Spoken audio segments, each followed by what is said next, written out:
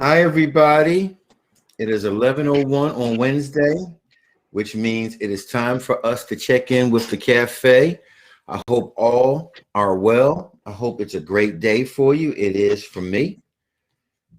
I was able to send a shot at Bunny early this morning about her phone, and that made me feel good.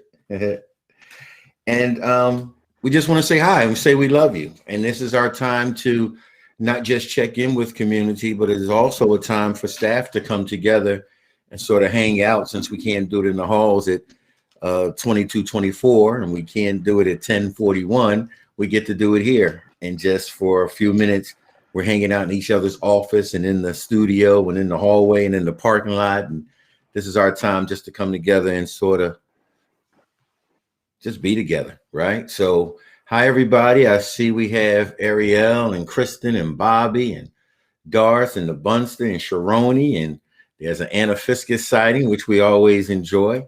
And so come on board, holler at us, talk to us, and just join the conversation at the cafe. So I guess we'll start with the debonair, wonderful one, the magnificent Bobby. See how Bobby's doing. Bobby, how you doing today, brother? I'm doing good, Aaron. It feels so good to see the sun out. I watched my race, check the oil, tire pressure, brakes, and all that, so I can get ready to take her out and we can cruise down the road. Alice is doing fantastic, and I'm in a good place. So blessed and loved. Bobby, we're so glad to hear that. And it's good to see you, That's Bob. due to all these people. Yeah. It's good to see you, Bobby. It's good to be seen. And it's that time of the year. You just reminded me, Bobby, Girl Scout cookies. I was really trying to stay away from them, but you just triggered me, so I'm gonna go ahead and go in. I'll blame it on you as I sit and munch on Thin Mints over the next month. Darsaquan, how are you, buddy? Check in. How you doing? What's going on?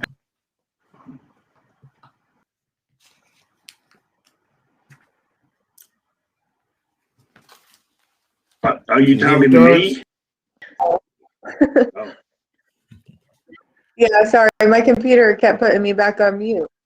I'm doing really good. You know, Bobby brought up the weather, and this is it for me. Weather changes, and I start to realize how much better I feel when the sun is actually shining, and it's starting to get a little bit later. It's still daytime, and just kind of doing some self-reflection and realizing that seasonal depression for me is actually a thing, and I don't really realize it until this time of year, whenever it starts to be warm outside and I feel happy.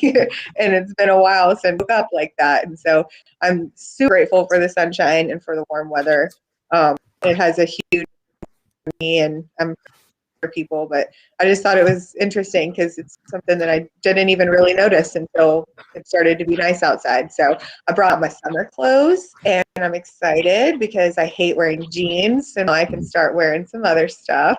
And I'm gonna wash my hair today, so it's a good day. All right. You know what? For those who don't know, Dar's been talking about washing her hair. I mean, this is a thing, and she explained to me yesterday when I made it a trivial issue. She explained to me in depth what it takes for her to get that done. And so, Darce, if you need us to get you some supports around that, we will, because I did not know it took that much. And but she broke that thing down. So we're pulling for you, Darce, and we're wishing you the best in that large endeavor. It's good to see you, Darcy, and you're absolutely right. It is a thing. Seasonal depression can be a thing. And we're glad that today you woke up happy, and that's what it's about, right? We have this day, and it's the only one we have. Yesterday's gone, tomorrow's not promised, and so waking up happy is a goal for me every day, the best that I can.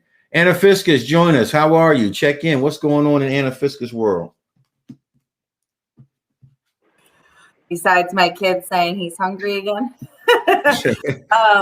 I'm doing well. I'm with Darcy and Bobby. Like, I don't know, the last few days it's been really nice, and we've been able to like go outside in the backyard, which I don't always have a lot of time for, and I don't like the cold. So this last few days of being able to go outside, and I don't know, I feel like the sun is brighter when spring is getting ready to come, and it just lifts my spirit, just that bright sunlight and being able to go outside and absorb some vitamin D. I definitely think the cold months impact my well-being on top of everything else that's been going on. So today I am feeling very bright and hopeful. I'm grateful to be here and see my tribe. And yeah, now I got to go get my kids something to eat. You better. It's going to turn into a whole different call. Make sure he gets something to eat. Bunster, what's up with you? Up early in the morning, sending people emails about your phone. How you doing, Bunny? What's going on with you, buddy? Well, it's kind of freeing not to have my phone. I went through a panic when I realized I didn't have it, but you know, it's kind of nice not to have it. I am doing well too. The weather has such an impact on all of us. And the other cool thing, it's daylight savings time this coming weekend. Right? Do we go up or back? What do we do with that? Spring something. Spring forward. Okay. You spring forward and fall back. Yeah. That would be. Okay, so we lose or okay. I think I have daylight saving time dyslexia. I don't know. But anyway, I found something this morning, and I thought it was pretty cool, and it kind of goes in with what we've been talking about. It's by Rachel Marie Martin, and it says, when everything feels out of control, look for the constants, the simple things, the movement of time, miles, rain, family, the sunrise and sunset. Taking time to see the power of the simple provides stability for the unknown. I thought that was really cool. And today is International Day of Awesomeness. So we all are celebrating because we're all awesome. That's all I have. So now the rest of the world just wants to be like us, right? Exactly. All right. Well, welcome, rest of the world. Welcome to this awesomeness that we already are. Thanks for trying to catch up with us. But you'll always be one step behind us because we're the real awesome ones. Sharon, what's going on with you, buddy? How are you? Oh, look at that bright smile. Way to go, Sharon. Good morning. Oh my gosh, she unmuted on the first go. What? Go. Actually, I can't hear you all. So I just want to tell everybody here and everybody out there how much I love them and how much they are the sunlight of my life. So I am happy today. And as opposed to being like a deer in headlights, trying to figure out what the hell Aaron's saying and asking me about, I'm going to cut out if that's all right with everybody. But I just want to make sure you all know how much I love you and how much I appreciate you.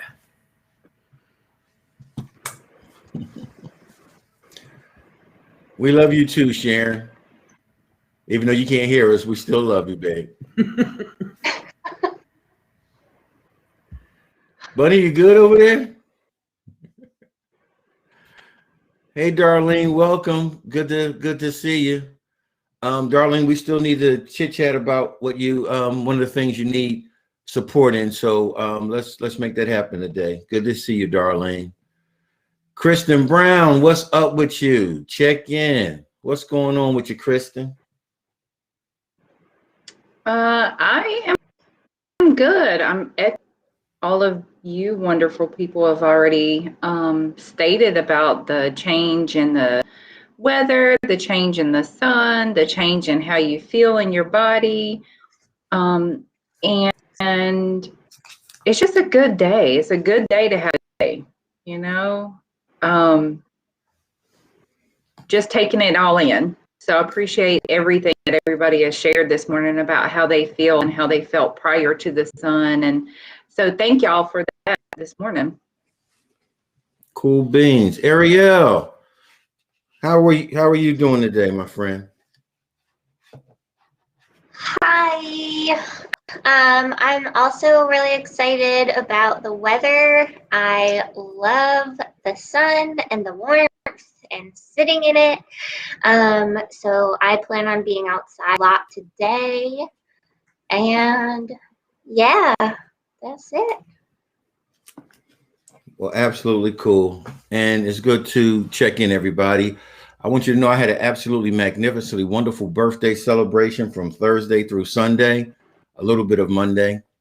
And it was absolutely wonderful. It was worth living another year for. It was really, really, really good, really delicious. And I got a chance to see family. Of course, I had ribs and potato salad and greens, which is another reason to live another year. And it was just, the travel was good, extremely safe. All who know me know I'm very cautious during this period of time. But so was my family, and they love me so much. And it was great to receive all of that love and to be able to have a place to release all of my love. And it was just really wonderful. And I want to thank everybody who sent me birthday greetings and checked in with me, whether it was by call or text. I appreciate that, because I live to serve people for 364 days a year, but on 365, I'm gonna do me. And it is that day that I just shut it down to do me, and it was really worth it. With that said, in my travels, and I haven't traveled a lot during pandemic, and for those who know me, know that I'm usually on the road on weekends, headed to Philly or Atlanta or somewhere doing something, and it's been a long time, right? Traveling, this is my third time to Atlanta since September, and just traveling, I went a different route, went through Columbia, went through Augusta, Georgia, where my father's family originates from, and I really felt good. I felt good traveling. I felt good with my music. I felt good with my conversations on the phone as I was traveling. I felt good with my quiet time also. And so what it did, it sparked something, or it rekindled something in me, right, Kristen? It rekindled my thought of what life looks like non-COVID. But since we have COVID, then it's about shaping life around COVID, but not giving up on life. So my thought today was, in conversation, even as we begin to have vaccines and people are being vaccinated, we're watching cities open back up. We're talking about schools opening back up and all those conversations. Even us, we're processing what it looks like to be face-to-face and physical again. What does that look like for you? What are you hoping for? What are you, not just what we're missing, because so much of what we've talked about is what we've missed. And so much of what we've talked about is what we used to do. I want to talk about some of the things we're imagining we can do moving forward.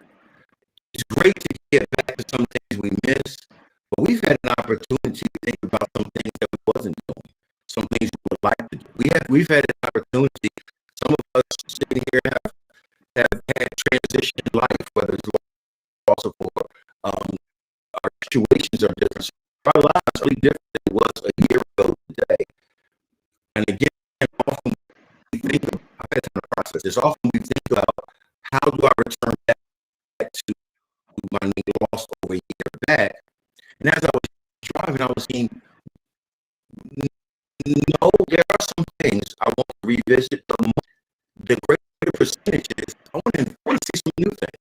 I want to do some new things post-COVID. Cautious in our travels because COVID is still here, but because opening up more, I want you to be cautious, but to still get out and to live. What are some things, Bobby, you talked about getting out and dusting her off and getting her tuned up and ready to go.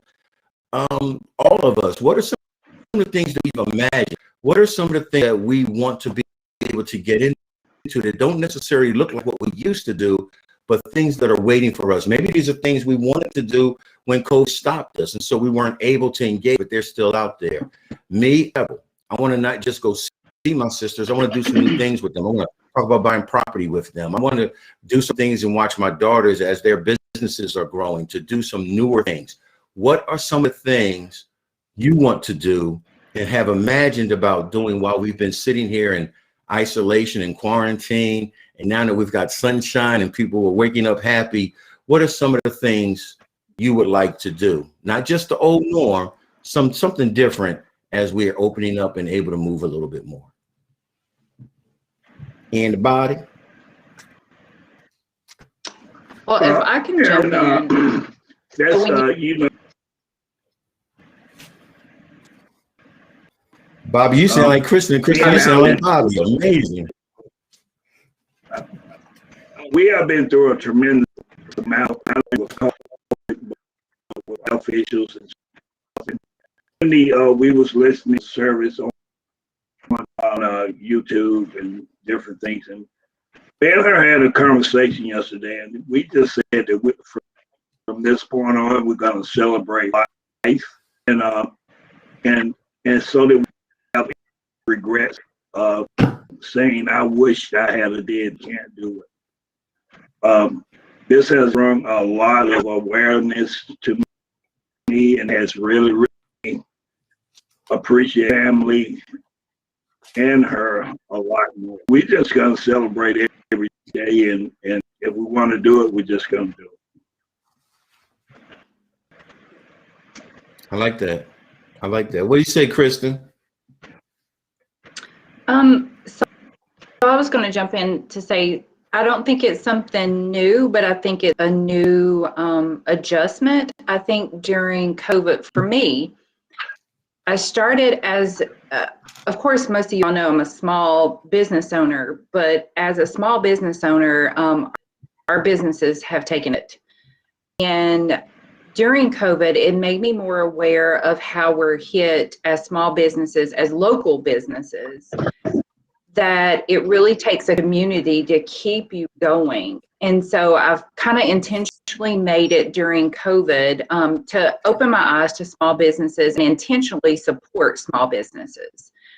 And so that's something that I want to carry on even after COVID, is to intentionally seek out small businesses and support them, as opposed to, even if it costs a few more dollars.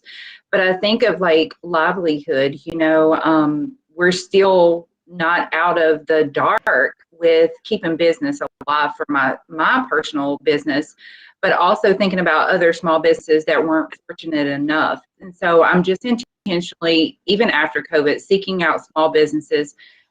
In the past, I tend to do it when I went on vacation somewhere. I want to eat Will's Eat, or I want to eat at the local shop. But it wasn't so much in my everyday life that I did that. But I want to make it intentional for my future, that I continue to support small businesses, small entrepreneurs and things like that. So that's just something that I grabbed during all of this, and that, you know, you may have sacrificed everything in the blink of an eye, it could be gone, but with support of a community, that you can still kind of push through it. Cool. Anybody else want to jump in the conversation? Sharoni.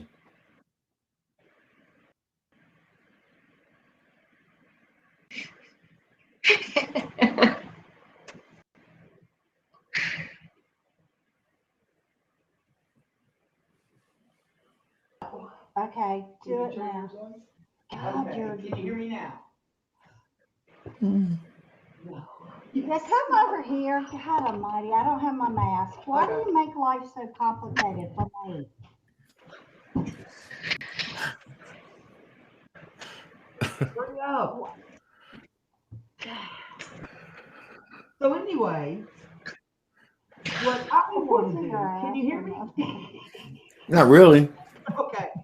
What I want to do is continue to love differently. we've had an opportunity to delve into a whole different way of doing and to reach so many more people, you know, and I'm excited about the fact that we're going to continue to take over the world with love, one person at a time. And now we've got a platform to do that in a greater way. And I just want to be able to love these new ways, you know.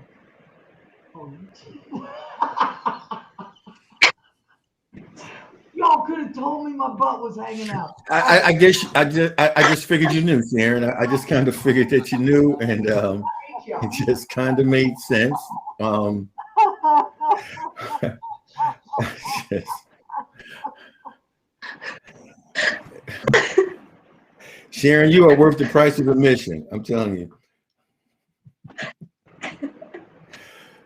So, Bunny, what was Sharon saying? Love, you hate us now. Sharon, you show love in real strange ways. Make her go home. But I think we got the gist of what you were saying, Sharon. You just can't make this stuff up.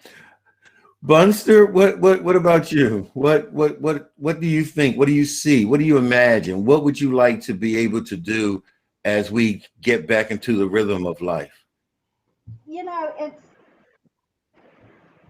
it's funny for me because I am,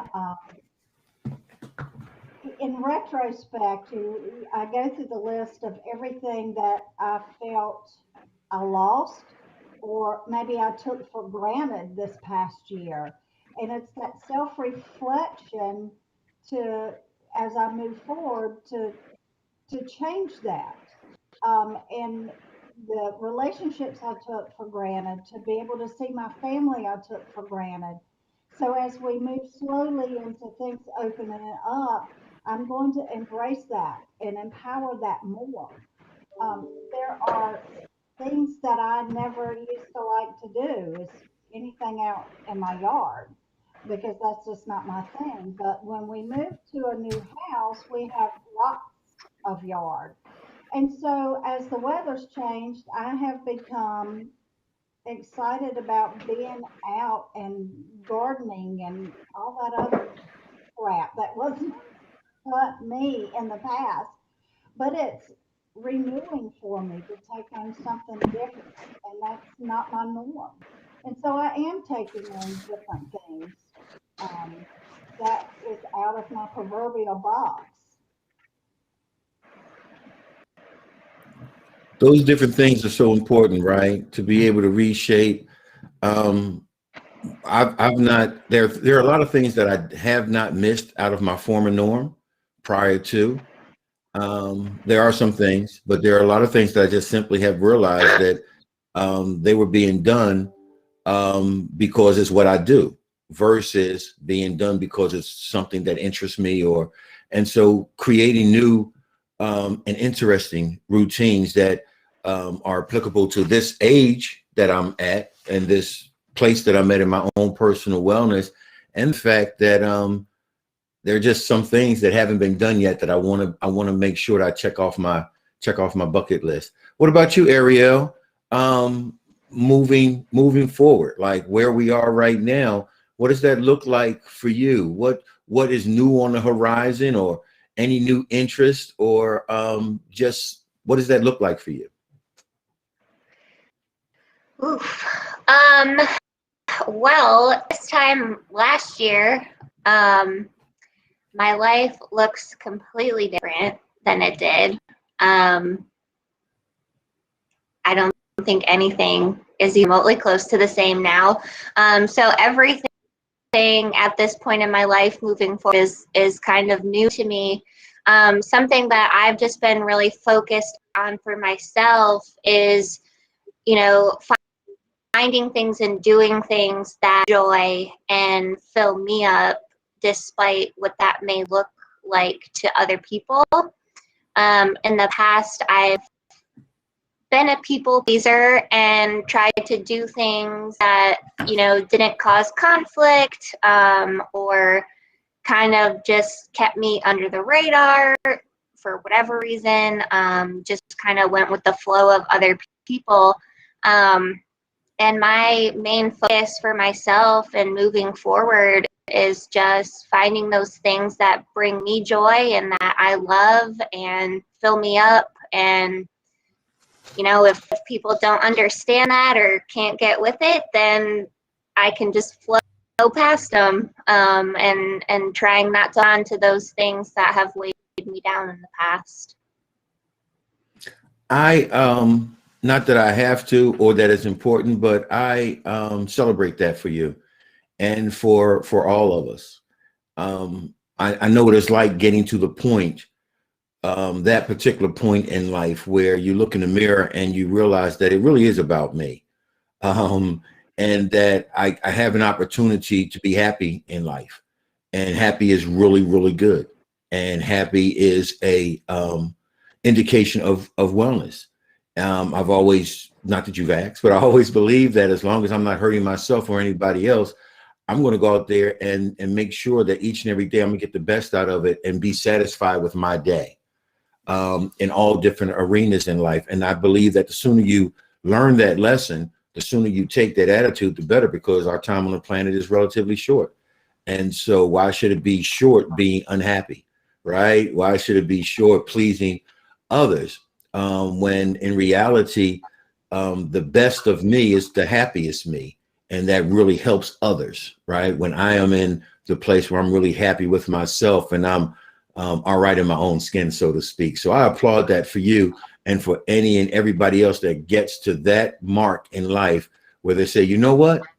I'm going to be happy with me, and I'm going to be all right with me. I really applaud that, Ariel. And what you got for us? What's going on? Bunny, you want to say something, buddy? Well, I think it becomes purposeful that we identify at this stage in our life that what we do, to me, has to have meaning and has to have purpose. And to come to that realization that Ariel's talking about, it is excitingly dangerous for us to be there, and it's very freeing. I like that term. It is, isn't it, Bunny? It's excitingly dangerous because a lot of it is the unknown, because I was used to moving in this way. And now I'm moving this way, but this way is comfortable. This way is exciting, but I really don't know what that can entail, but I'm going anyway, because that's where I feel led to go. And that's where I'm happy going. So excitingly dangerous. I like that, Bunster. All right, Anna, what's up with you? Hey. So I think it's multifaceted for me. One of the biggest challenges through this past year has been being a single parent with a young child and trying to figure out, you know, with the little bit of free time that I have, how to be creative and support him and still do things that he can enjoy, that we can enjoy together, which has been a struggle. And so out of that has come, you know, I don't have a big yard out back. I don't have a place for him to kind of run it out, you know, because I'm in a townhouse. So I've started exploring and considering buying a bigger house so that I can have a yard. And so that, you know, moving forward, COVID or no COVID, we can be outside and do stuff. And I mean, he has a bike. I don't really have anywhere to teach him how to ride it. So things like that. I've also thought about how you know, being a single parent, it's challenging for a variety of reasons, right? And finances are a part of that. And so up to this point, when I've taken vacations, we don't really go anywhere. We just, you know, I'm just off work, really. So I've been thinking about that, the different places that I'd like to go when it's safe to do so.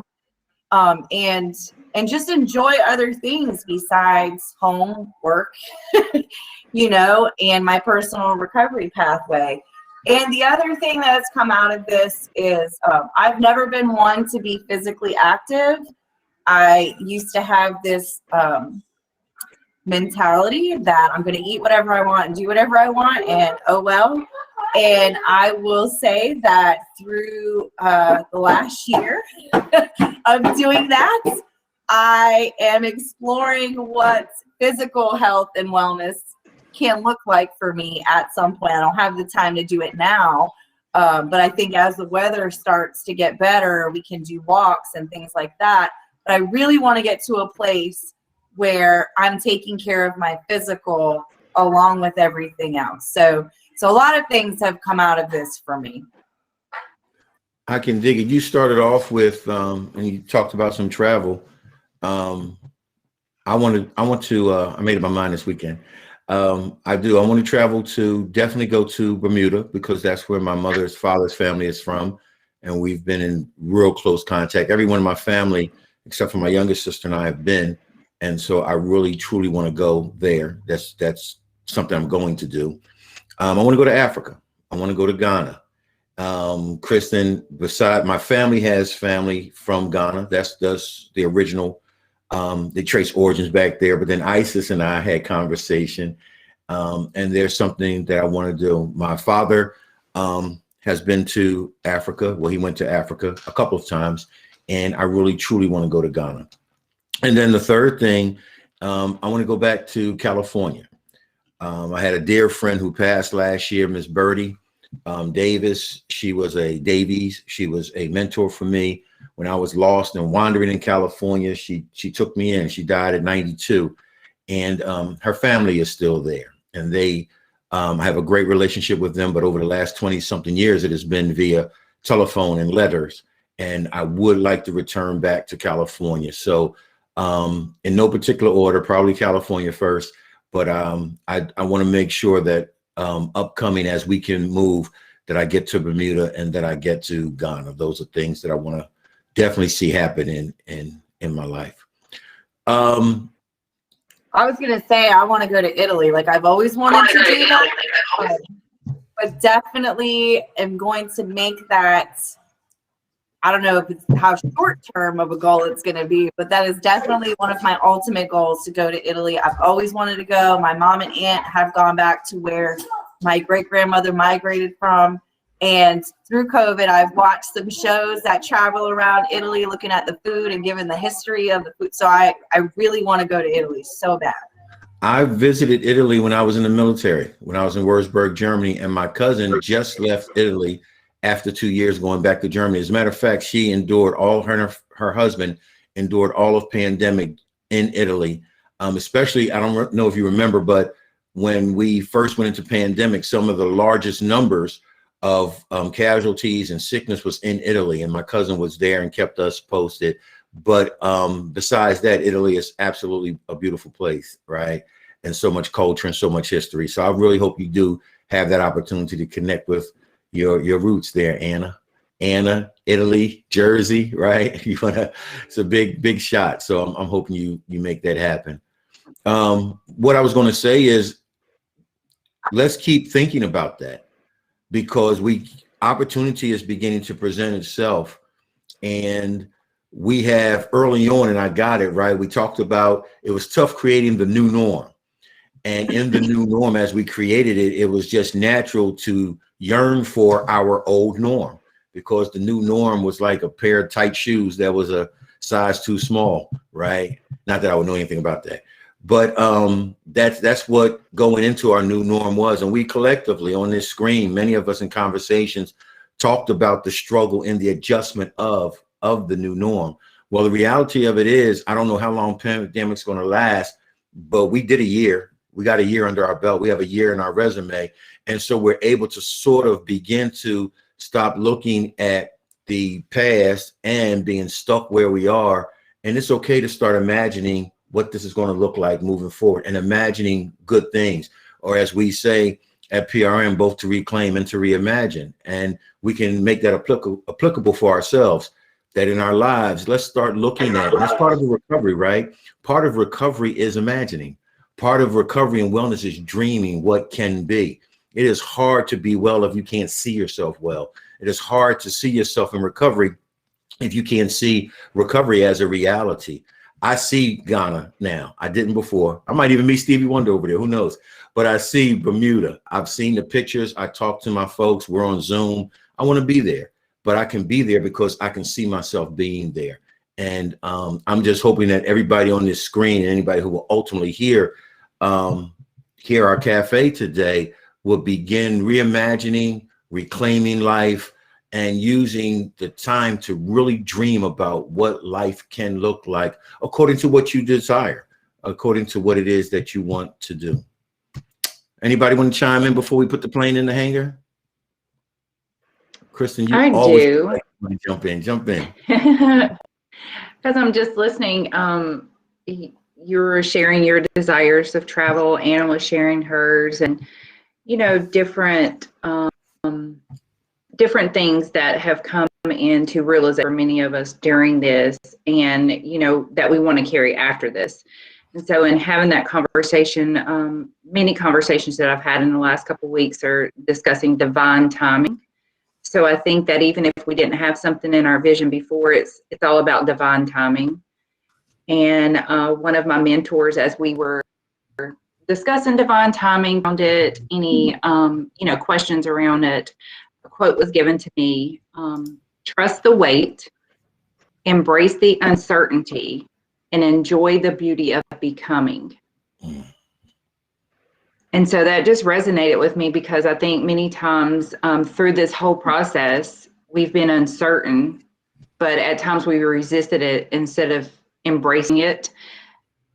We haven't always trusted, the process of what's happening around us or what's happening with us, and just trying to relax and step back and enjoy the beauty of becoming this new person after. That's just my 2 cents. Your 2 cents is worth a lot. And so I appreciate that. One of the things that I've done that I've wanted to do is change my hairstyle, right? I've locked my hair. And Kristen I have fired so many barbers, right, Kristen? If you don't cut my hair right, I'll fire you. But for years, I've been wanting to try something new. And Kristen Brown has always said for the last 3 years, why don't you try something new? Well, she kept suggesting I get a bald head, but my daughters told me that my head is too small for my body and I would look like Beetlejuice. So I didn't want to do that. So what I did was, my daughter, Erin, I'm going to shout out Erin, is my stylist because she does natural hair. And so she's coiled it. And I've had it for like 3 weeks or so. And I'm deciding whether to lock it or just wear it natural, but it's something new. And it's something that I made a decision that it might not seem like a big thing, but for me, who's been wearing fades since middle school, it is a big thing. And it's a part of me saying, I want to see something different in life and do something. And sometimes it's the small things that when we build them, when we're prepared, they prepare us for the big things. And so that was a big thing for me. And thank you, Kristen, for 3 years telling me to try something new. But this gave me an opportunity to do something new. And Ariel, I want to tell you, some of the things that you've talked about in your journey has truly been, and it's not like I don't listen, and it's been an inspiration that change does happen. And it's cool to try something new, right? So as we come through pandemic, let's not be in such a hurry to get back to our old norm. We've created some new stuff. Let's add to that.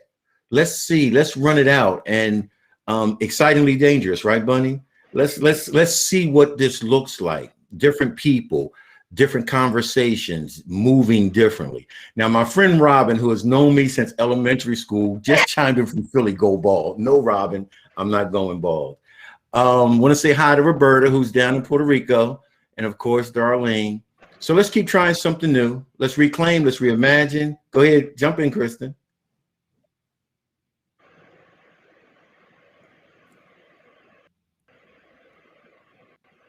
Well, I think she's froze on us a little bit.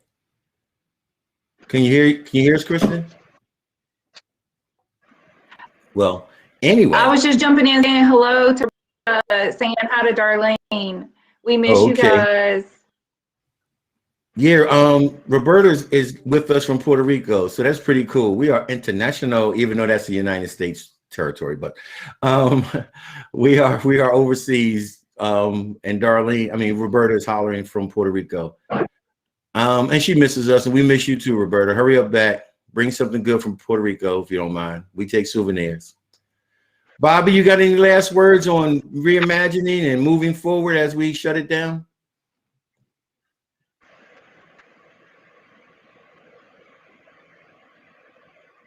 I don't know. We got some technical stuff going on today. So see, we didn't have that during the rain and the clouds, but the sunshine brings, but we trade off, right? Our technical proficiency for sunshine. Will trade off any day of the week.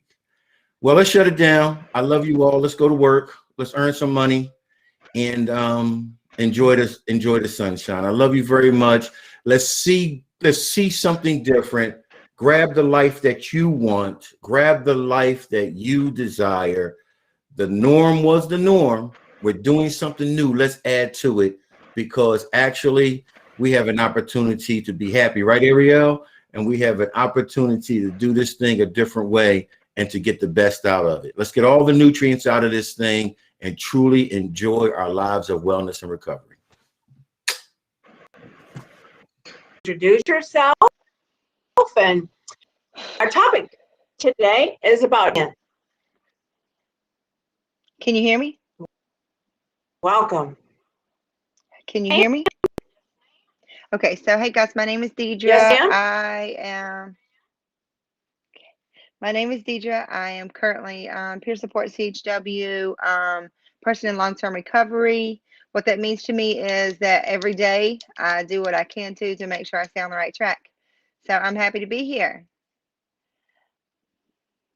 Yeah, happy that you are with us.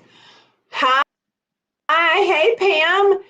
Welcome everybody who is joining us live on Facebook or YouTube to please participate in the chat because yeah, we want to hear from you for sure. So with no further ado, we will get started. So I just wanted to say that Brianna is typically a co-host show or this class, and she's out today, but she sends her love to everyone, and this is typically her slide, so but I will cover it today. Every day in this class on Wednesdays at 2:30, we talk about SAMHSA's 8 dimensions of wellness. And we have covered this topic, more extensively in January and February. And we want to continue to highlight it as we move forward because, there are many dimensions or facets or areas in our lives that are impacted by our mental health or substance use challenges or trauma. And so the recovery from these things also includes all these dimensions. So I will describe this slide and go through the dimensions just on a kind of superficial level and begin at the top around emotional wellness, which means that we are able to cope effectively with life and create satisfying relationships. Moving to the right is financial, meaning it is satisfaction with current and future financial situations. Below that is social, developing a sense of connection, belonging, and well-developed support system. Then spiritual, expanding our sense of purpose and meaning in life. At the bottom is occupational, meaning personal satisfaction and enrichment derived from one's work or volunteer opportunities. And then to the bottom left is physical, recognizing the need for physical activity, diet, sleep, and nutrition. Above that, intellectual, recognizing creative abilities and finding ways to expand knowledge and skills. Finally is environmental, good health by occupying pleasant, stimulating environments that support our well-being. And in the center is us and how, we are complex human beings with all these dimensions of wellness. And we want to find balance. Like this word wellness is, balanced, and we are seeking balance in our own lives as well so that we don't spend too much of our energy in one area and then, ignore other areas of our life. We want to be well-rounded human beings, balancing all these areas of wellness. So with all that being said, as our foundation, we'll move into our topic for today. What is trauma? Dee Dee, would you like to cover this slide? You have a good understanding of trauma. I'm happy to help. I'm winging it, guys. This is my first time, so bear with me, okay? Okay, So sure. I'm gonna state, You know, I'm gonna state trauma according to the slide, and then I'll state trauma according to what it has been in my life. yes, So absolutely. trauma according to the slide said, trauma is the response. Trauma is the response to a deeply distressing and disturbing event that overwhelms an individual's ability to cope, that causes feelings of hopelessness, dismisses the sense of self and their ability to feel a full range of emotions and experiences. So I guess that's a good summary of trauma, but for me, trauma has been ongoing. Even though in my life today I don't experience daily trauma, I still experience I guess we would call it the PTSDs from the trauma, right? So this is a good clinical definition, but I think a better personal definition would be what takes place in one's daily life when we're not our best self. And what I mean when I say that is because of what happened when I was 3, 4, 5 years old, if I'm not making sure that I'm okay on a day-to-day basis, and whatever that means for you, it might be something different for you than what it means for me. But for me, what that means is I have to do a certain amount of self-care, whether that's meditation, exercise, communication with someone that I know I can be transparent with. Like transparent is 100% probably the best way I have been able to overcome my traumas. I'm just the type of person, if I feel it, I'm going to tell you about it. And that's how I stay in sobriety. That's not because I want to hurt your feelings. That's not because I'm trying to be a bully. It's just because if I feel it, I need to communicate it. And because if I don't communicate it, then I hold it in, builds resentments. I might use behind resentments, and I'm not willing to do that today. So I guess for me, I've had to define trauma for myself because everybody's trauma is different. Everybody experiences different things. I mean, we may go through the exact same thing today that might affect me 10 times worse than it does you because of past traumas. I hope that helps. Oh, wonderful. I just wanted to give us a shout out here too. A wonderful guest joining us this month, including the lady behind Alt to Suicide. Caroline is coming, as Addie LaSure, and we are always open to having new guests. So if you're doing YouTube or Facebook and you would consider being a guest on this show, then please reach out. And the phone number here to the Worm Line is Dee Dee and I are both people Worm Line, and we're available 24 hours a day, 7 days. So we are willing to listen with compassion and kindness, and you're able to reach us through the phone number as well. As if you would like to guest on the show, please call us. Number is 833-390-7728. And did I mention it's 100%? So again, we just love to have you on the show and love well. So please keep your comments coming in chat. If you would like to talk about what is trauma to you, then we want to hear from you as well.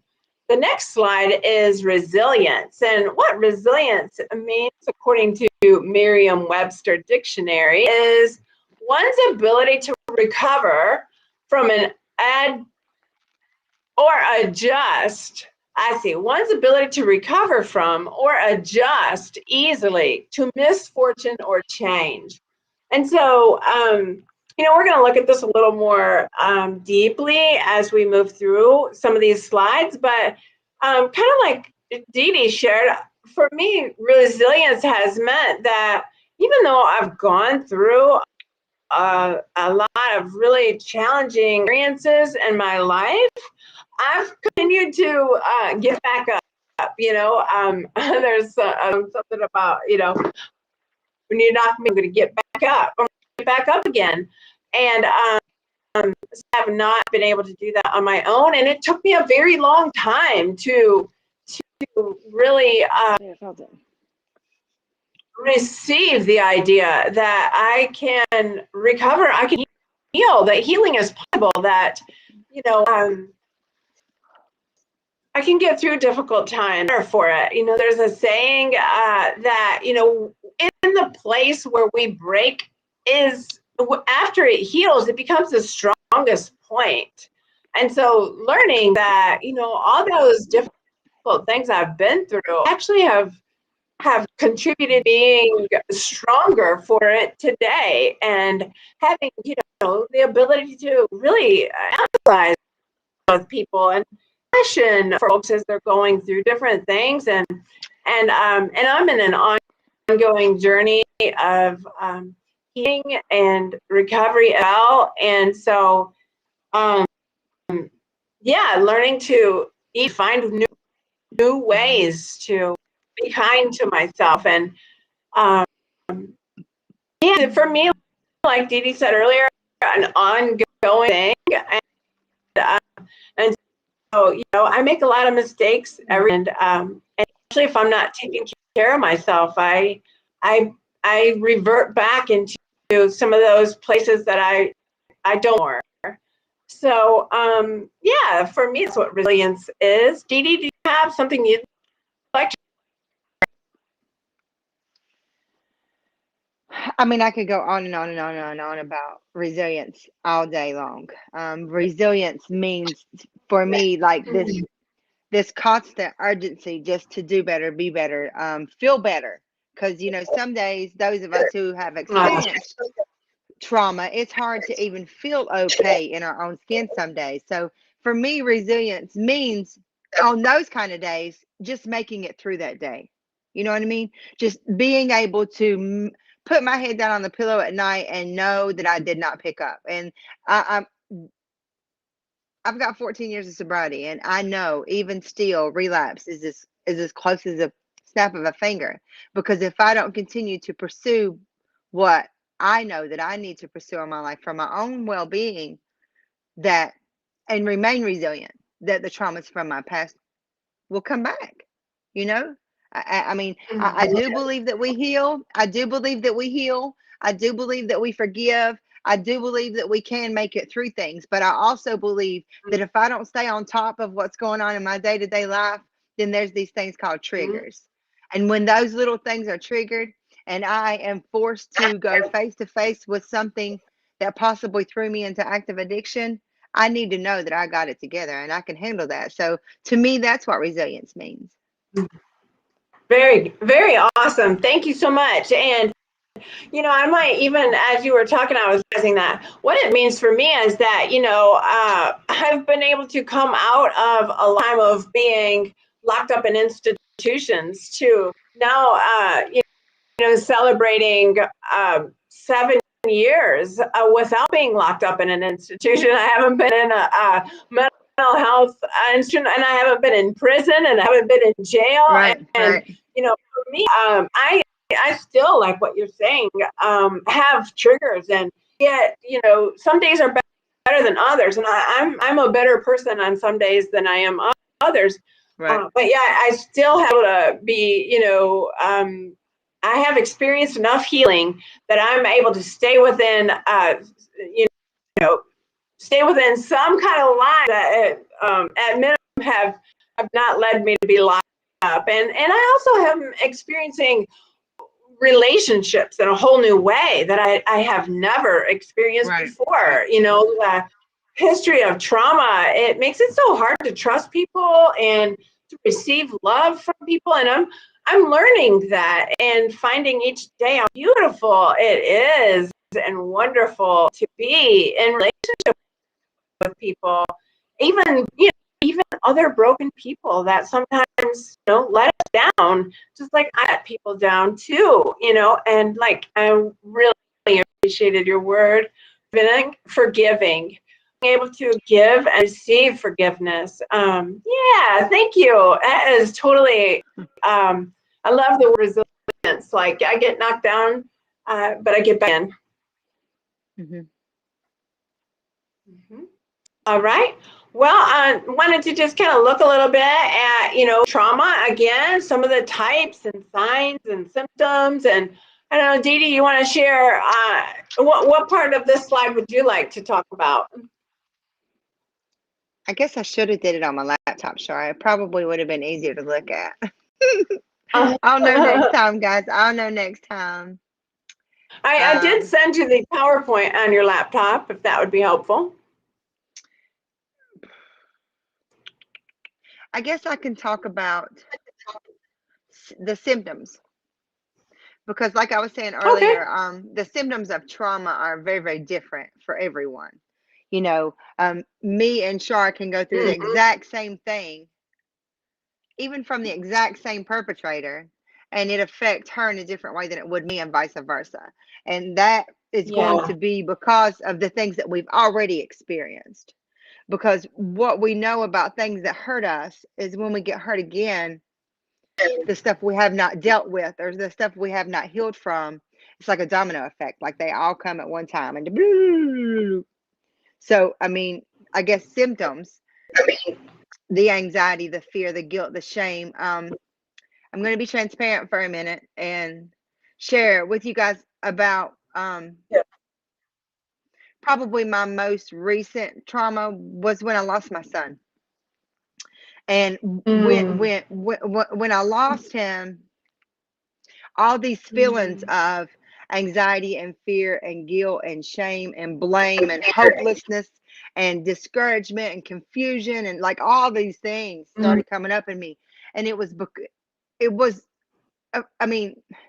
horrible enough that I had lost my baby boy, right? It was bad enough.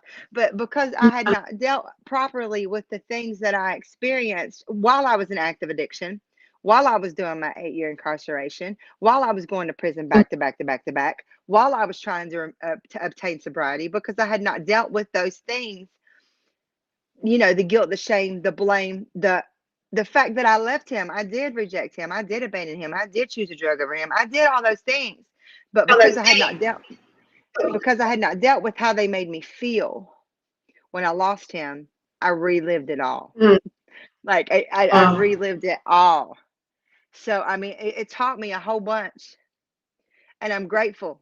I'm grateful to just be sitting on this couch right now and available to share this story, because it was a lot, guys. It was a lot. Those symptoms are a lot. So let me just encourage you to take a look at each and every one of them. Do not disregard anything. If you are anxious, there is a reason. If you are experiencing guilt, there is a reason. If you are feeling ashamed, there is a reason. It may be because of something that happened when you were 2. Because my addiction started when I was 14. I had my little boy when I was 17, and I had no idea all that I felt for him and because of him until he was gone. I hadn't looked at, with good reason, right? With good reason, I did leave him, right? I had a reason to be blaming myself, right? With good reason, I did choose a drug over him. I had a reason to feel hopeless. So, all of these things were validated in my mind, but that is irrational, right? It's irrational. That is not my mind anymore. I'm no longer under a substance. I do not have to feel that way anymore. And I've got tools, coping skills, people that I can reach out to that tell me I'm not stuck anymore. So just let me encourage you to do not ever ignore the symptoms, because they're a sign of something we haven't dealt with. Yeah, and again, and what I hear you saying is that there is hope, that there is healing, that even though, all those things you feel are true for you, you are able to choose, you're able to still choose to, be in recovery and choose healing and choose self-forgiveness and, and move through it to find joy, even though you've been through all those things, all those horrible things from such an early age. Yeah. It's Thank you possible, for guys. sharing that. It's possible. Thank We're rock you. stars. Yes. Yeah. and you know, none of us do it alone, for sure. So I just wanted to kind of realize that, emphasize that, you know, there are all kinds of different types of trauma. I mean, it can range from bullying to, you know, community violence. Sometimes, you know, and the violence in our community can impact us, or maybe there's a bunch of different things that come together. It's called complex trauma, natural disasters. Maybe things happen like Dee Dee said in your early childhood, or in an intimate partner relationship. You know, maybe it's domestic violence, or could be medical trauma. Maybe it was a terrible diagnosis that you or a loved one received, or a mistreatment through the medical system. Physical abuse, refugee trauma, sexual abuse, sex trafficking, terrorism, and violence. And then, you know, what you were sharing, thank you again for sharing it, the traumatic grief, right? When grief is complicated by trauma in so many different ways, you know, it's one thing to have something or someone taken from us, or to lose it. If we have some foresight or, you know, preparation that this is happening, but when things happen so suddenly, it is, you know, sometimes complicated. It's traumatic grief.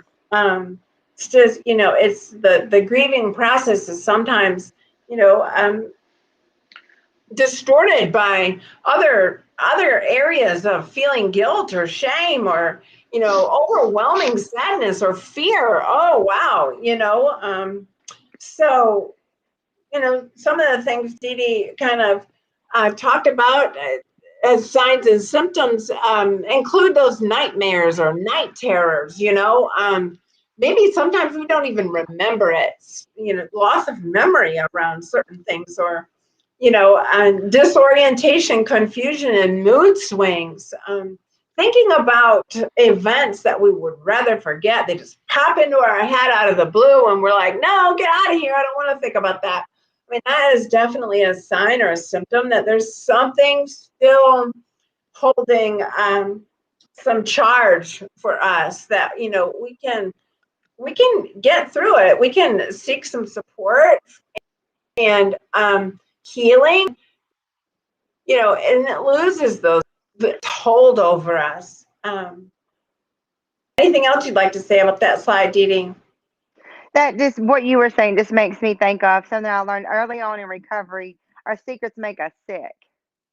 The things that we feel like we are ashamed to talk about, or the things that we feel like we shouldn't say because somebody's not going to want to hear it, it becomes secrets. And for me, I would get trapped in my secrets, and my secrets made me sick. You know, the intrusive thoughts that I'm afraid for anybody else to know I'm having will make me sick. You know what I mean? Yes, I do know. I do know what you're saying. It's a good way to kind of that I have found experience of healing to help me recover and guide me. It's like, am I trying to keep this, you know, or am I willing to share this? And so I don't know. I have this little video, but like Dee Dee was saying, I'm not sure about how to share it. So I don't know. I don't know if it's going to be able to come up, or I guess you see that circle, Dee Dee, on the screen? I do. You see the donut of doom? I do. I do. You do. Okay. I mean, Well, there's I see the it, but other it's part not of doing it anything. that it is. How about, you know what? Can you and I talk about the ACEs study? Do you feel like you and I could cover this as well? 2-minute video. I mean, we can. I think girl, together we can get through it. I think we got it together. All right. Well, there. You can check this out on YouTube. Any of us. So it is really a fascinating thing. It's called Adverse Childhood Experiences. And, you know, there's videos online. What they have found through research is that there are things that we can take a little 10-person quiz, a 10-question quiz, and get a score. The higher the score, the more likelihood that we are to experience chronic health conditions as adults, that we are more likely to experience incarceration and substance use and diabetes and heart disease and divorce and all these things, and they've linked it back to these things in childhood. And so some of the questions are related to the screen, and like I say, questions, and you can look it up yourself and take the quiz online. And so it's about, as a child, did you either personally experience or witness physical abuse, emotional abuse, social abuse, sexual abuse? Did you experience physical or emotional neglect? Was there any household dysfunction, such as mental illness or an incarcerated relative, a mother treating violently? Did you see your mother being hurt in any way? Any substance abuse in the home? Were your parents divorced? Those are basically the 10 questions. And, the interesting is that they have done these studies and been able to shift the question. And it was a big point for me whenever I began to stop thinking, what is wrong with me? And then I could come up with a whole list of things that I can still do it to this day, especially if I have triggered of things that are wrong with me. I mean, my can just check them off. Ding, ding, ding, ding, all the things wrong with me. But the question is, due to this ACEs study, what happened? What happened to me? Right. And see, that was exactly my thought. The first time I took this quiz, it was given to me by someone I trusted a great deal. Like, her and I had been working together for a really long time. And she laid this quiz down in front of me one morning when we were meeting. And when I took it, I scored a 10. Okay. So my answer to every one of them questions was yes. And then she went into telling me all these things that are happening to these people who score highly on these. So it became, for me, it became a challenge to prove them wrong. Like, I'm not going to go through all of this because of this.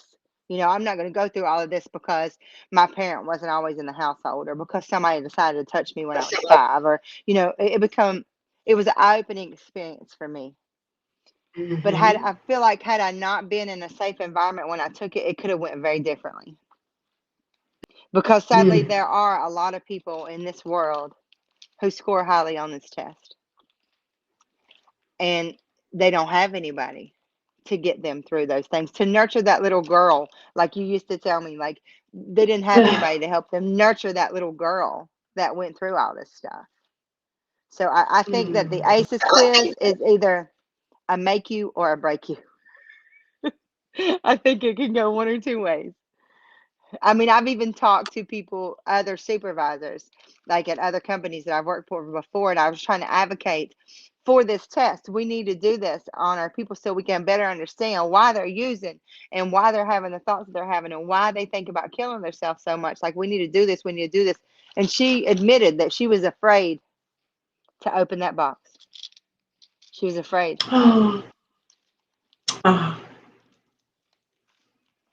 Yeah, and you know what? And there's a very real element. So for real, the fear about, looking at these things in our lives is for real. It is so, like, if I think about it, I look at it, it might, eat me. Like, picture at the bottom of the screen, that monster that's sleeping under my bed. Like, Yeah. It might, and I don't think I can handle it if I think about it or talk about it or acknowledge it. And so that is a real experience. And but the healing process is kind of the opposite of that. That's how we want to shift now, is like, what does it look like to heal from trauma? And it says here that we actually seek out and actively build our social circle, stay involved rather than isolate, challenge ourselves to make phone calls and reach out and go to social events. Maybe we might need to seek some therapy. But definitely, we do not have to go through this alone. And whatever we cannot handle on our own, we can overcome together. And so, finding the connection with another person, like Dee Dee was saying earlier, to be my authentic self, like to have no secrets, to be able to just say, here I am with all my, hot mess self. Like, I'm a mess. And so, to be able to say, hey, I'm a mess. And on some days, like I say, I'm worse than others. And to have some people in my life that say, you know what, you are, Shar, you are really a mess today, but I love you anyway. And that was the other piece I heard you talking about, Dee Dee, is,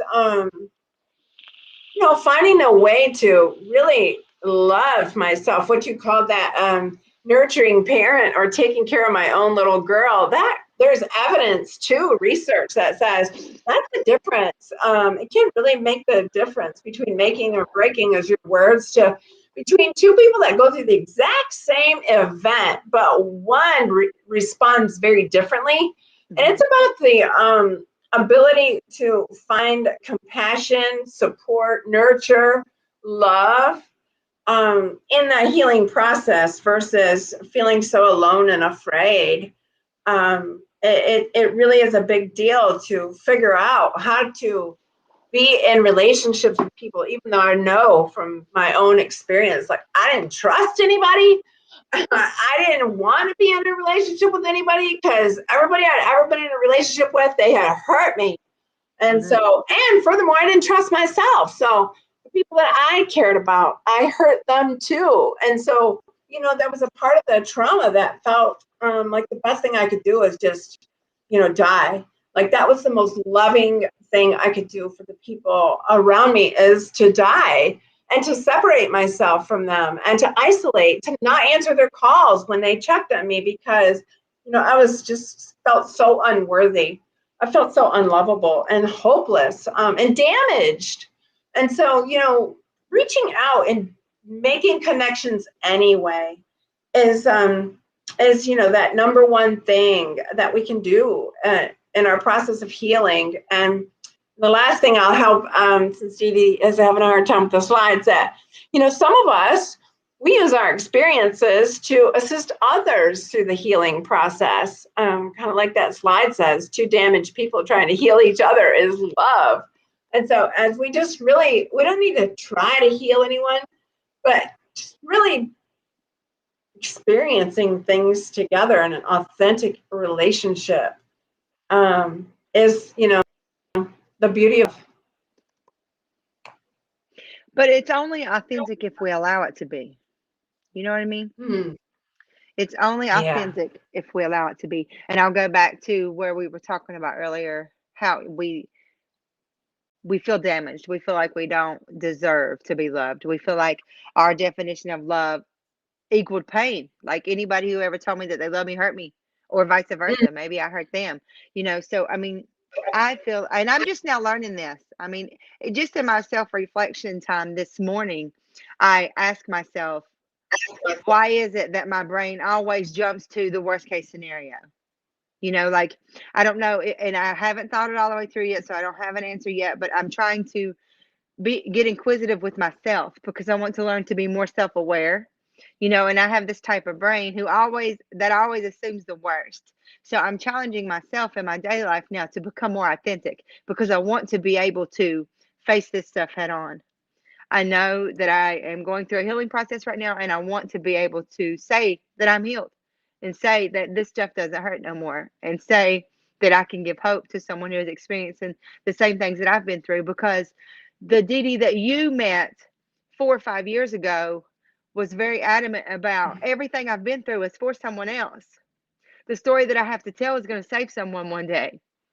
I'm not going to say it's because of what happened to Bubba, but somewhere in this last year, I lost that. So, I mean, I'm trying to learn how to be more self-aware and become more authentic, And I mean, call myself out on things that I wouldn't normally call myself out on. So, I mean, authentic. I mean, that word is just stuck with me right now. I want to, for my own healing, I feel like we need to be more authentic. Yeah. Absolutely. That's the thing, is finding our ability to be honest and true. So the next thing is expressing trauma, and it talks about journaling and poetry and drama, music, all these things that allow us to really express ourselves in being vulnerable. To experiencing and expressing the painful emotions or stressful events in our life. Yeah, art, drawing, any of those things. Anything other than the bad stuff. Because if I'm not doing any of that stuff, I promise it gets ugly. Uh-huh. I told my best friend last night on the phone, she had this unicorn thing on her head. She had like a unicorn headband or whatever. And I'm like, why are you wearing that thing? She says, trust me, I'm wearing this thing for them, not me. I feel powerful when I have it on. I'm like, okay, whatever works. Yeah. So practicing self-acceptance is the next thing. And that was that part Dee Dee kind of talked about as far as taking care of our own little child and, learning to, the way I learned this is, really being in prison and sitting in circles of women, which again, was so contrary to anything that I thought before, because I felt like, I couldn't trust women. I didn't know anything to do with women. And, learning I was forced to sit in those circles with women. Not really. I guess I could have chosen to stay in my room and do nothing, but sitting in those circles and hearing people share their story, I felt so much compassion and tenderness for other people who talked about going through similar things that I had been through. And as I felt that love and compassion and acceptance for them, I was able to then feel the similar thing for myself, that instead of rejecting myself, I was able to begin to have tenderness and compassion and acceptance and gentleness, and believe that if I made the effort, I could influence the course of my life. Right. I can have a different life. I can have a different future. And, my story is also one that has, mental health challenges, substance use challenges, as well as complex traumas. And the Serenity Prayer has helped me a lot. Seeking belief or faith or support from a higher power, a higher love to grant me peace or serenity to accept the things I cannot change. The courage to change the things I can, me, and the wisdom to know the difference. I can't change other people.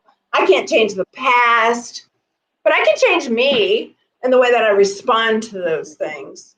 So just really shifting from the idea that I cannot do this, like I'm a victim and I have no power to change anything about it, to believing I can have a better life. I do have a better future plan for me. I can do this just for today. And I don't know how many people who were in prison with me will remember I used to have conversations with myself, and I would hug myself, and I would just be patting myself, and today I know these things as bilateral stimulation or butterfly hugs that really assist in the healing process. But I would be like, Shar, it's okay. You're doing all right. And I would rock, and I would comfort myself. It's okay, Shar.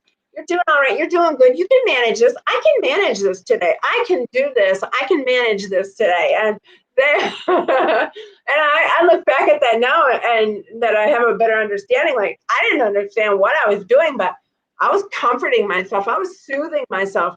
I was loving myself even then, you know, I was encouraging myself. And it was a huge part of my healing journey in those days, to learning how to practice self-acceptance. If I may, what I think, I love the Serenity Prayer. Love, love, love that you brought that up. What I think helped me the most about it was the second half, though. The second half says living one day at a time, enjoying one moment at a time, accepting hardships as a pathway to peace. Yes. You know, accepting hardships as a pathway to peace. That line right there was phenomenal in my life, because I had to unlearn and relearn.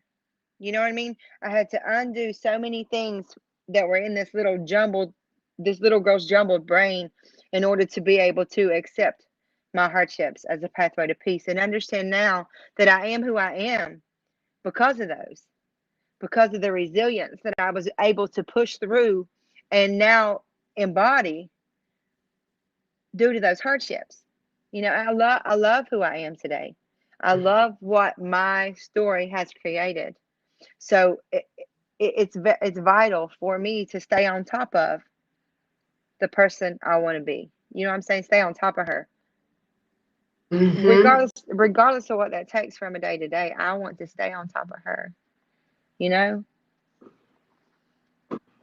Very nice. Very, very well said. Accepting the hardships as the pathway to peace. Yeah. And just taking things as they are. You know, that was one of the things we learned in prison, right, Dee Dee? It's like, it is what it is, and it will be what it will be. Right. And then, you know, it is what it is. There's nothing like this. This is the way that it is. And, you know, and us learning to live in the present moment has been a really big part for as well. Just, you know, I focus so much of my attention on the past, trying to get back something that I felt like I lost, or on the future, trying to, you know, protect myself from losing something I already had, and just really have found my better self lives in this moment right here. Connect to you, Dee Dee, and to all of the folks that are joining us either now on Facebook Live or later that might watch this video on Facebook or YouTube. So, yeah, just finding my peace in the present moment in so many different ways. But the next slide here about, you know, growing from trauma is about, you know, just looking for opportunities to grow. And the quote is, what doesn't kill us, it makes us stronger. You know, that song from Kelly Clarkson. And the other thing it says here is that research suggests that this is a core mindset of resilient individuals, that what doesn't kill us makes us stronger. This is the belief that growth and wisdom are gained from challenge, and that life, whether positive or negative, provides opportunities for new learning. Explore how difficult life events have strengthened you. How have you grown as a result of your struggles in life, Dee Dee? How have I grown as a result of the struggles in my life? Yeah. So let me just throw out there that originally what I was struggling with was not presented to me as a struggle. Okay. So addiction for me was a normality. It was what was happening around me as a child. It was what I grew up thinking was my normal. And those who know me have heard me say this many times: prison saved my life. Had I not been able to step outside what they were telling me was normal, I would not have known that it was not okay to use drugs every day. Like, I didn't have to have them to feel like I was capable of just making it through the day. So I agree that what doesn't kill us makes us stronger. Like, I know without a shadow of a doubt, the things that I have been through have made me who I am today. Like, the result of everything that I've been through gives you who you are. This person is She's fearfully and wonderfully made. She is a peer support specialist with a heart that wants to run after people and grab them and show them that there's hope again. She is a community health worker that wants to be able to give you all the resources available to you. She is a forensic support specialist that wants to walk in the courtroom with you and allow you the privilege of walking back out again without being faced with prison sentence. Like, I am who I am because of what I went through. Yes. Amazing. Yep. And we can go through things today knowing that, hey, we've been through some stuff in the past. We're going to get through this too, Just want to focus on this slide about the basics of resilience, right? Like, so just the basics of getting sleep and eating healthy food and exercising regularly and engaging in activities that we enjoy and we find nourishing. So, it's so easy to punish myself in so many different ways. Self-harm as a result of trauma can look so different for each one of us, as like Dee Dee said, that, even the way that we process events may be trauma for one and, no big deal for another. But for me, my experience with trauma has been, a lifetime of self-harm in so many different ways. I've had bulimia where, I really had a unhealthy relationship with food. I was, just really repulsed by my own body, and all negative self-talk that came with all those things. And so I would go days and nights and without sleeping. I've just had this whole lifetime of experience of really not only neglecting my body, but also just really harming myself in all kinds of different ways. Prostitution, dangerous, risky behaviors. I mean, I look back on the things I have done and I just am amazed that I've been able to make it through those things and that I have the privilege to be alive today, to breathe. And I get really tender-hearted about it sometimes. And so like you were saying, I feel like, there's got to be a reason or a purpose to this. So finding that in many different ways is what I look for. And so I'm so grateful to have this privilege to share this class with you, Dee Dee, and for the people that are joining us, through Facebook and YouTube. So thank you. Thank you. And, stress can look so much like this too. When we get really stressed out, we forget to exercise. We forget to eat well. We forget to sleep, right? We forget to do things we enjoy. And I have that way where I feel like I gotta work so much that I just forget to have fun in life. And then I thought, like, why am I doing this? And so it's always wonderful friends who can remind us of these things. So what helps me when I forget about my self-care was my rap. And in our rap, we have to write out what we look like when we're doing well. Yeah, what's a rap? Like somebody that sings a song with a song. Okay, so it's a wellness recovery action plan. Something that I did in the beginning of my recovery and have resorted back to many, many, many times because of this one specific part. In the wellness recovery action plan, it challenges you to write out what you look like when you're doing well.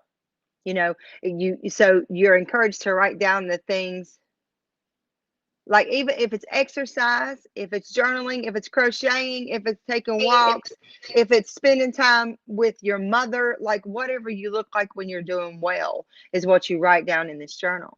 So when I forget what I look like when I'm doing well, I will still to this day go back to that entry and say, hey, you're not doing this, you haven't done this. You're not doing this, you haven't done this. You're not doing this, you haven't done this. So are you really well right now?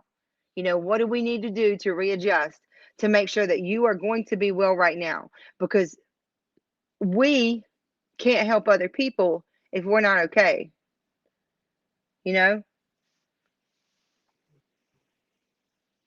Feel Do you you, want me to read sister. Awesome. Do you want me to read the next slide? It's our last. Already? It's over already? It is. Yeah. And so, yeah, go ahead. Talk about it. Okay. So I'm just going to read it and then we'll talk about it. Take really good care of ourselves just for today. Self-care can be taking a step back, forgiving yourself, saying no, staying at home, setting boundaries, asking for what you need, putting yourself first, spending time alone, and asking for help. Yeah. So I think out of that list, the hardest one for me in the beginning of recovery, sometimes still now, but not really, I don't think, because I don't care if it's a stupid question. If I need the answer, I'm going to ask it now. And I think that is because it was really hard in the beginning for me to ask for help. So that's the one that stuck out to me off of that slide. Yeah, and for me, I think I'm still in the same place that I have been. I could really have a hard time asking for help. And yeah, I have a hard time asking for help. I have this, idea that I want to give help. Gosh, that just, that is who I am. I was created this way. I used to think that it meant that there was something else wrong with me, but it is not. And it isn't even about something that happened to me or my recovery from those things. It is who I am as a human being. I find satisfaction and enjoyment in supporting other folks, and whatever that looks like, whether that is, buying a box of chocolates and leaving them anonymously for some people that work really hard every day, or whether that is buying food for someone and putting it in a box at the grocery store, whether that is, making a donation to a Promise Resource Network out of my paycheck every week, or whether that is, responding to someone who calls on the warm line, or whether that is being a mentor to, people that are earlier in their journey of recovery, or work peer support specialists, whatever that looks like. I enjoy being able to support other folks, to assist in their journey of wellness, and I have a lifetime of learning before me and behind me about asking for help for myself. So I'm better at it today than I once was. But I have also ongoing learning to do in that area. But I really like the little picture with the love. Huh? We often kind of dismiss love, and yeah, that is the thing that holds me together, is learning to love myself, accessing love from my higher power, the belief and faith that there is a higher love for me, and sharing love with others, like you, Dee Dee. Yeah, I'll never forget when you and I first met. I think that I don't know that I've ever shared this with you before, but I think that I was really intimidated by the fact that our brains were very similar. Right. So the first couple months we worked together, I was like, what is happening? What is happening? What is happening? But I absolutely, totally am grateful for the relationship that you and I share right now. And I really need you to know that I really appreciate you. I really appreciate you for being a part of my recovery journey. Thank you. And it goes right back at you. And I appreciate every single one of you that have joined us today, and who will be watching this later. And we pray that you'll join us on every Wednesday at 2:30 as we continue this journey of wellness through 2021. So thank you all very much. Namaste. Bye, guys. Thank you for being with us.